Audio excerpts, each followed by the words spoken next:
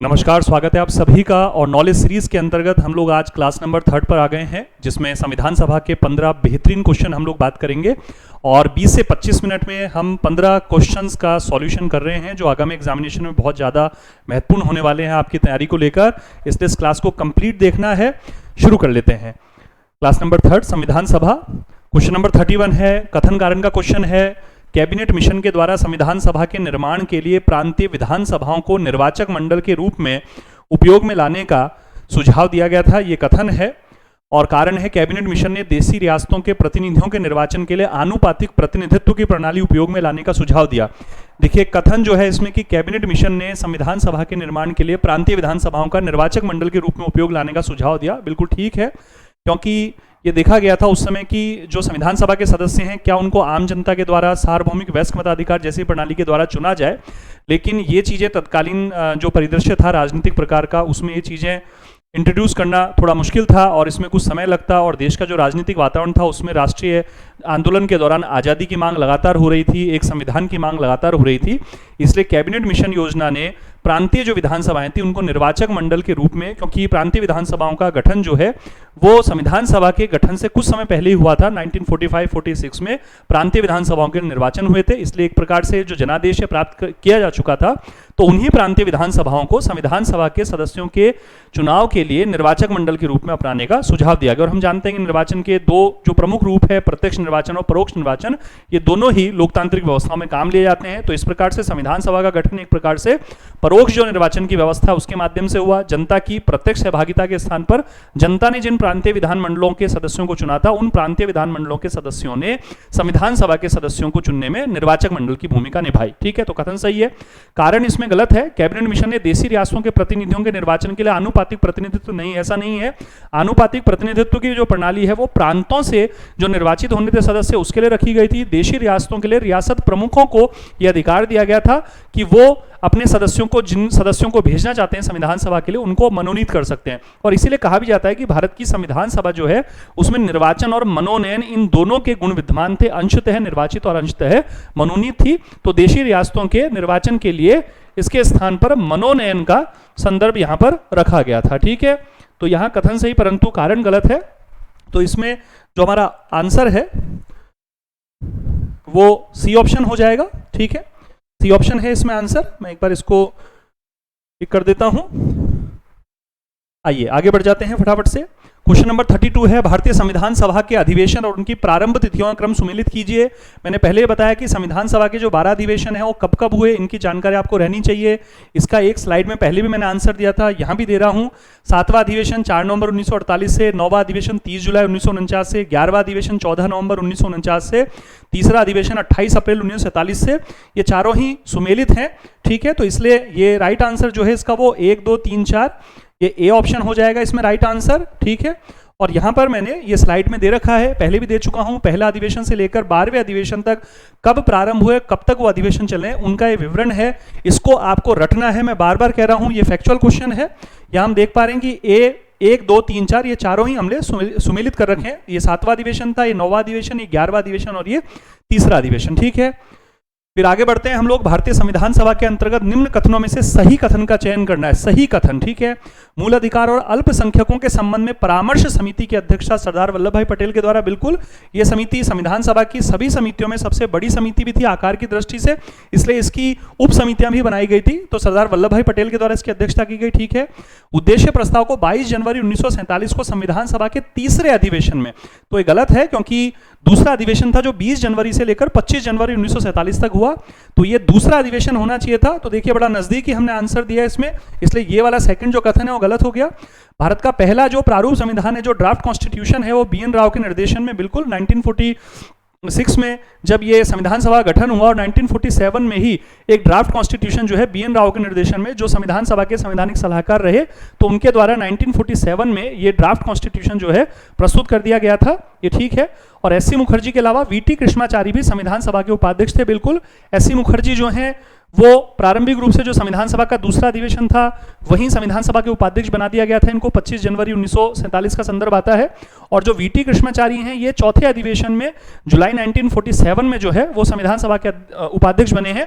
तो S C Mukherjee भी उपाध्यक्ष हैं और वीटी कृष्णाचारी भी उपाध्यक्ष हैं, तो ये भी बिल्कुल ठीक है। तो 1, 3 और 4 जो कथन है वो बिल्कुल सही है, तो इसमें डी जो है वो राइट आंसर हो जाएगा। ठीक है, आइए आगे बढ़ते हैं। ये हमारा कोर्स है। आइए 34 नंबर क्वेश्चन है, संविधान सभा के अंतर्गत निम्नलिखित समितियों को उनके अध्यक्षों के अनुसार सुमेलित करना है हमें। ऐसे क्वेश्चन आया करते हैं समितियों में से, हमें ध्यान रखना है। प्रक्रिया नियम समिति, तो जो प्रक्रिया नियम समिति है उसके अध्यक्ष जो है डॉक्टर राजेंद्र प्रसाद रहे।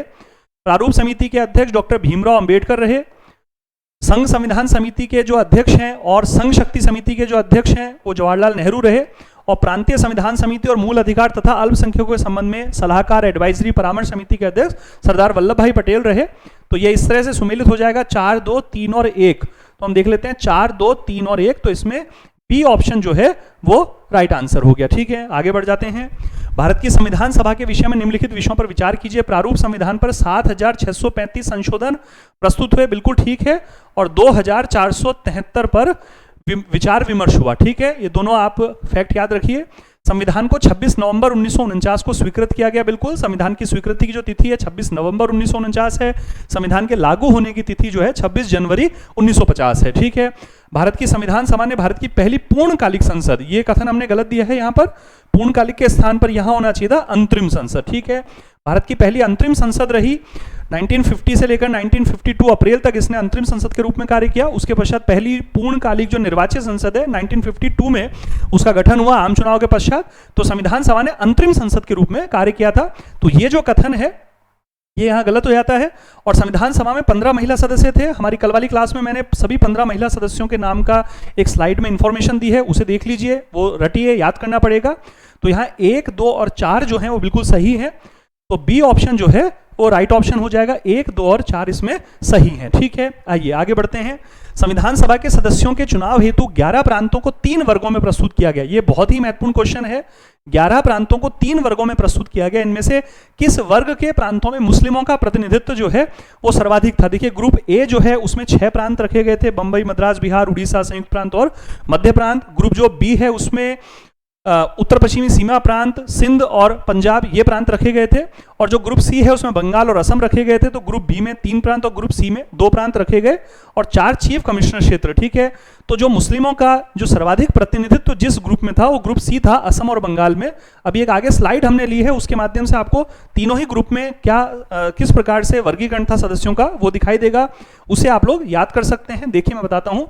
इस प्रकार संविधान सभा के कुल सदस्य संख्या 385 होनी थी, पहले 385 और उसके पश्चात यहां जब 4 सदस्य मिल जाएंगे, ठीक है, तब 389 हो जाएगी। ये यहां 389 भी हमने दिया है, मैं इसको रेड पेन से कर देता हूं। देखिए, इसे कंफ्यूज नहीं होना है आपको। संविधान सभा के कुल सदस्यों की संख्या यदि पूछी जाए तो कुल सदस्य जो हैं वो 389 है। ठीक है, 385 प्लस 4 389। इसका जो वर्गीकरण था 292 प्रांतों से, 93 देशी रियासतों से, 4 सदस्य जो हैं वो चीफ कमिश्नर क्षेत्रों से। ठीक है, 292 सदस्य प्रांतों से, ये देशी रियासतों से, और 4 सदस्य जो हैं वो मुख्य आयुक्त के प्रांत या चीफ कमिश्नर क्षेत्रों से। ठीक है, ये आपको याद रखना है अच्छे से, इसलिए यहाँ पहले लिखा गया 385, उसके बाद ये 4 सदस्य जोड़कर 389 है। क्वेश्चन अगर आता है तो क्वेश्चन की लैंग्वेज समझकर हमें आंसर देना है। संविधान सभा के सदस्यों की जो कुल संख्या उसमें 389 पर हमको टिक करना होता है। ठीक है, एक तो ये ध्यान रखें।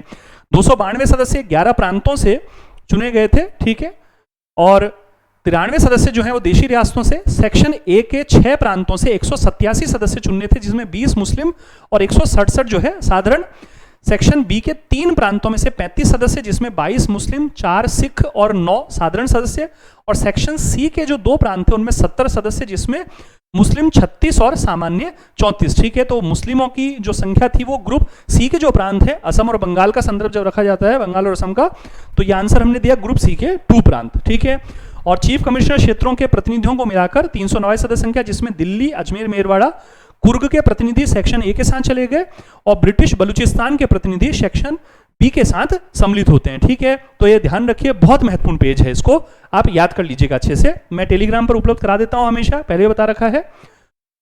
कथन है भारतीय संविधान सभा की संरचना में निर्वाचन और मनोनयन जो है वो दोनों ही विद्यमान हैं। बिल्कुल ठीक है, निर्वाचन और मनोनयन ये प्रांतों के लिए हो गया, निर्वाचन और जो मनोनयन है वो रियासतों के लिए हो गया। ठीक है, ध्यान रखिएगा, रियासतों के लिए, प्रांतों के लिए। और भारत की संविधान सभा में मुस्लिम लीग के सदस्य मनोनीत रूप से शामिल हुए नहीं, मुस्लिम लीग के सदस्य भी जो है निर्वाचन के माध्यम शामिल हुए। मनोनयन केवल और केवल देशी रियासतों के संदर्भ में था। तो यह कथन गलत हो जाता है। मुस्लिम लीग के सदस्य जो है मनोनीत नहीं, निर्वाचन रूप में शामिल हुए, मनोनयन केवल देशी रियासतों के संदर्भ में था। तो यह कथन सही, परंतु कारण जो है वो गलत हो जाता है। ठीक है, तो सी ऑप्शन इसमें राइट ऑप्शन आ जाएगा। आगे बढ़ जाते हैं। 38 नंबर क्वेश्चन है, भारत की संविधान सभा ने देश की पहली पूर्णकालिक संसद के रूप में कार्य किया। अभी अभी हमने बात की पहली अंतरिम संसद, ठीक है, पहली जो है वो अंतरिम संसद के रूप में इसके द्वारा कार्य किया गया है ना, ध्यान रखेंगे। इंटरिम पार्लियामेंट कहते हैं। और सबसे रोचक बात है कि इसी इंटरिम पार्लियामेंट के द्वारा पहला संविधान संशोधन किया गया और 1950 और 1951 के जन प्रतिनिधित्व कानूनों का निर्माण किया गया। ये भी आप नोट कर लीजिए। इसी अंतरिम संसद जो कि एक सदनीय थी, क्योंकि संविधान सभा का रूपांतरण हुआ अंतरिम संसद में और संविधान सभा तो एक सदनीय थी, तो अंतरिम संसद भी एक सदनीय हो गई। उसके द्वारा पहला संविधान संशोधन 1951 में किया गया, जिससे काफी अधिक महत्वपूर्ण परिवर्तन किए गए कॉन्स्टिट्यूशन के प्रावधानों में। और साथ ही 1950 और 1951 का जन प्रतिनिधित्व कानून जो भारत में निर्वाचन तंत्र की, निर्वाचन की जो प्रक्रिया है उसको विनियमित करता है, रेगुलेट करता है, वो कानून भी जो है इसी अंतरिम संसद के द्वारा पारित किए गए थे। ठीक है, भारत की संविधान सभा, तो ये वाला कथन तो इसमें गलत हो गया। और भारत की संविधान सभा जब विधायी संस्था के रूप में कार्य करती थी तब इसकी अध्यक्षता श्री गणेश वासुदेव मावलंकर के द्वारा की जाती रही। बिल्कुल ठीक है, ये नवंबर 1947 से ये वर्गीकरण हो गया था 5वें अधिवेशन के पश्चात। और जब संविधान सभा संविधान का कार्य करती थी, संविधान निर्माण का, तब डॉक्टर राजेंद्र प्रसाद इसकी अध्यक्षता करते थे। और जब ये विधान या कानून निर्माण का कार्य करती थी तब इसकी अध्यक्षता श्री गणेश वासुदेव मावलंकर के द्वारा की गई। तो कारण इसमें सही है, कथन गलत है।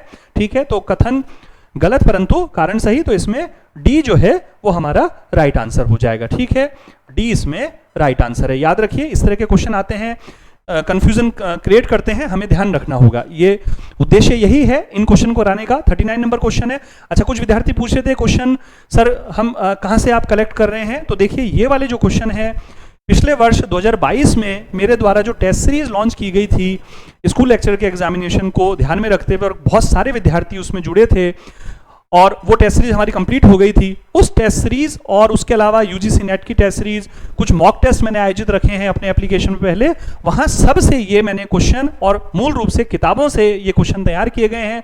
इसलिए इनकी लैंग्वेज बहुत ही अलग प्रकार की है, बहुत सारे तथ्यों का, बहुत सारी सूचनाओं का हर क्वेश्चन में समावेशन करने की कोशिश हमने की है। टेस्ट सीरीज हमारी हमेशा बहुत बेहतरीन रही है, ऐसा विद्यार्थी कहते हैं।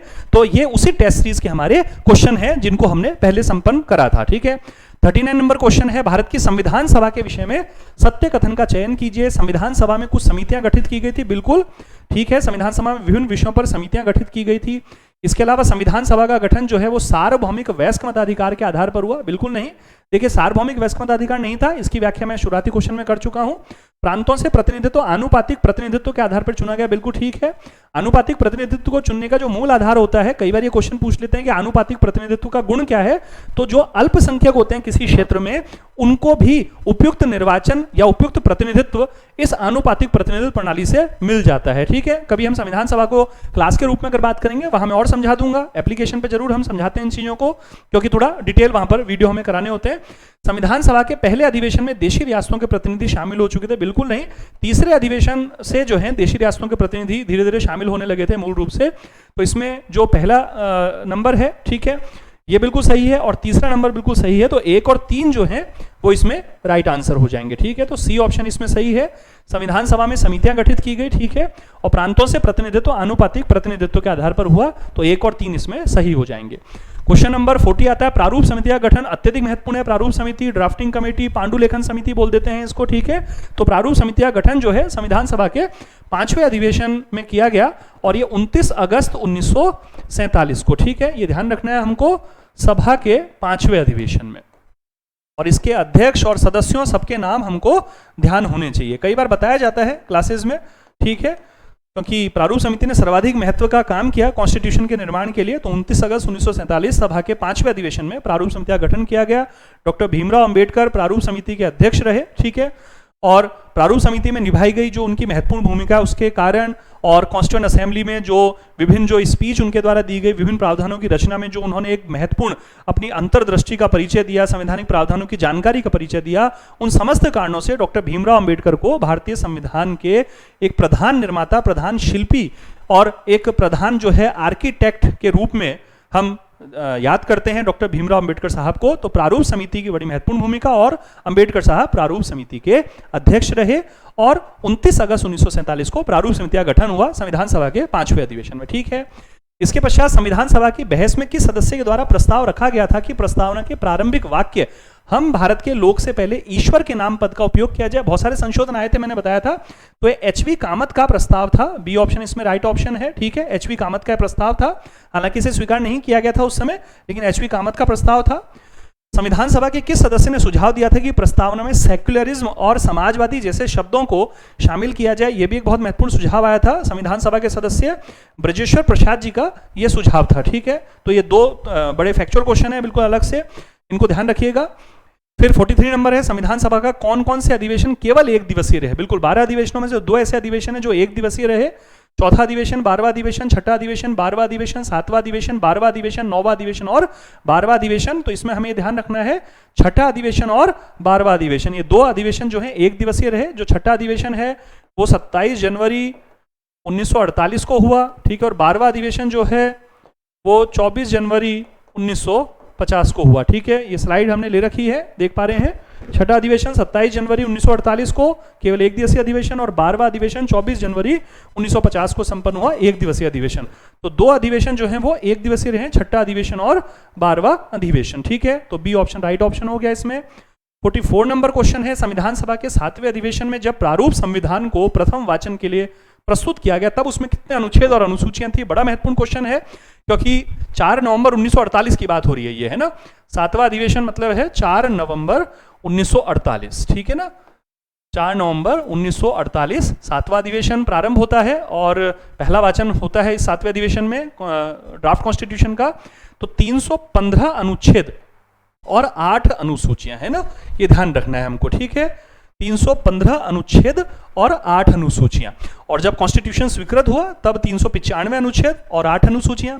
इस वजह से ड्राफ्ट कॉन्स्टिट्यूशन के जो आर्टिकल्स हैं और हमारा जो मौजूदा कॉन्स्टिट्यूशन है, इनके आर्टिकल्स की क्रम संख्या में कुछ अंतर आता है। ठीक है, जैसे कि जो यूसीसी है, यूनिफॉर्म सिविल कोड, जो कि समान नागरिक संहिता है, उसका आर्टिकल वर्तमान हमारे भारतीय संविधान में आर्टिकल 44 है, अनुच्छेद 44 है। ड्राफ्ट कॉन्स्टिट्यूशन में उसे आर्टिकल 35 अनुच्छेद 35 का संदर्भ उसे प्राप्त था, क्योंकि सभी आर्टिकल में चेंज आएगा उस समय, है ना। 315 अनुच्छेद थे, कालांतर में 395 अनुच्छेद हुए, नए अनुच्छेद जुड़े, अनुच्छेदों में क्रम संख्या परिवर्तित हुई, खंड जुड़े, उपखंड जुड़े। तो हमें ध्यान रखना है, बहुत महत्वपूर्ण क्वेश्चन है ये। ठीक है, क्वेश्चन नंबर 45 है, संविधान सभा की 3 प्रतियों पर संविधान सभा के कितने सदस्यों के द्वारा हस्ताक्षर किए गए? 3 प्रतियां देखिए, एक तो ध्यान रखना है कि 3 जो प्रतियां हैं वो 24 जनवरी 1950 को प्राप्त हुई हैं, है ना। 2 इंग्लिश भाषा में है और एक हिंदी भाषा में है। हिंदी अनुवाद कॉन्स्टिट्यूशन का किया गया घनश्याम लाल गुप्त की अध्यक्षता में, जो है घनश्याम गुप्त की अध्यक्षता में जो कमेटी गठित की गई थी हिंदी अनुवाद के संदर्भ में। तो 24 जनवरी 1950 को 3 प्रतियां प्राप्त हुई। चूंकि संविधान सभा के सदस्य संख्या में परिवर्तन होता रहा है समय समय पर विभिन्न घटनाक्रमों के कारण, तो लास्ट में 229 संविधान सभा की सदस्य संख्या जब रही, जिसमें 229 प्रांतों से 70 जो है देशी रियासतों से थे, तो 299 सदस्य रहे थे, जिसमें 24 जनवरी 1950 को संविधान सभा का जो 12वां अधिवेशन है, जिसमें 3 प्रतियों पर सिग्नेचर हुए, संविधान सभा का समापन अधिवेशन है, उसमें 284 सदस्यों के द्वारा सिग्नेचर किए गए। इसे बिल्कुल हमें अच्छे से ध्यान रख लेना है। ठीक है, तो प्यारे विद्यार्थियों, आज भी मैंने काफी बड़े बड़े क्वेश्चन लिए थे और 20 मिनट से पहले ही हमारा ये कंप्लीट हो गया है। आप सभी से आग्रह, इन कक्षाओं को पूरा देखिए, बहुत सारी व्याख्याएं करता हूं, बहुत शानदार क्वेश्चन आ रहे हैं।